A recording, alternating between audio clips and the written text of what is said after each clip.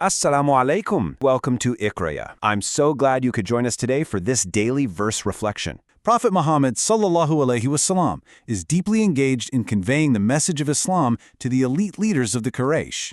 It's this tense moment filled with hope for their guidance, but it gets interrupted by a beautifully profound lesson in what actually holds weight in the sight of the Creator. Let's take a look at how a single, fleeting interaction completely reshaped our understanding of human value. We're focusing our attention on Surah Abasa, which translates to the frown. And specifically, we'll be looking deeply at Ayah 4. As we dive into this reflection, we really want to center our minds on the divine value placed on the sincere seeker.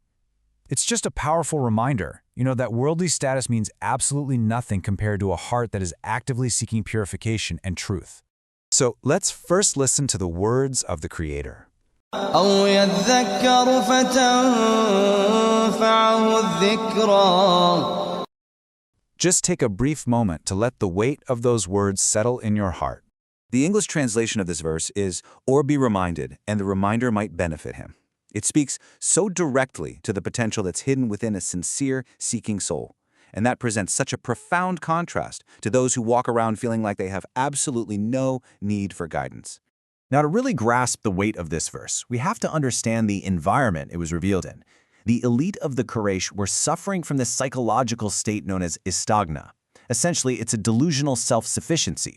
Because of their immense wealth, their tribal power, and their social status, they arrogantly believed they were entirely independent.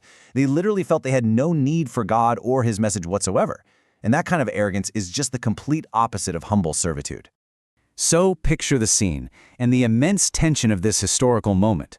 As Prophet Muhammad sallallahu alaihi wasallam is passionately inviting these arrogant leaders to Islam, a blind companion named Abdullah ibn Maktum approaches.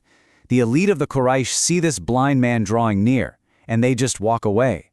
Their worldly arrogance was so blinding that they refused to even share space in the same gathering as a poor, blind man, regardless of his pure sincerity. That fleeting moment sparked what we can only call a profound, divine recalibration of human value. Notice the immense divine mercy in the gentle rebuke here. Allah uses the third person, saying He frowned, rather than speaking directly to Prophet Muhammad ﷺ in the second person. Furthermore, this incident established a brand new constitutional framework for society. It shifted the center of gravity entirely away from the wealthy and powerful and placed it firmly on the sincere seeker. Ultimately, what happened in that specific gathering in Mecca established a universal ethical standard that applies to every similar situation until the end of time. And this brings us right to the core truth of the Quran itself. It is a powerfully incredible divine reminder. This isn't something simply constructed by human hands. The reason this reminder actually benefits the sincere seeker is that it naturally attracts the human fitrah. That's the pure, innate disposition within all of us that inherently recognizes the oneness of the Creator. Worldly status cannot unlock this. Only a humble, willing heart truly can. Ultimately, Surah Abasa moves from one specific historical frown to a universal condemnation of arrogance. That delusion of self-sufficiency, it's going to ultimately shatter for all of us. So as we wrap up this reflection today, we ask the Almighty, may we wipe the frown of arrogance from our hearts in this life before we face the dust of Judgment Day. If you found this journey through the text beneficial, please subscribe our YouTube channel and follow our Facebook page Iqrayah. We cannot wait to explore another verse with you very soon.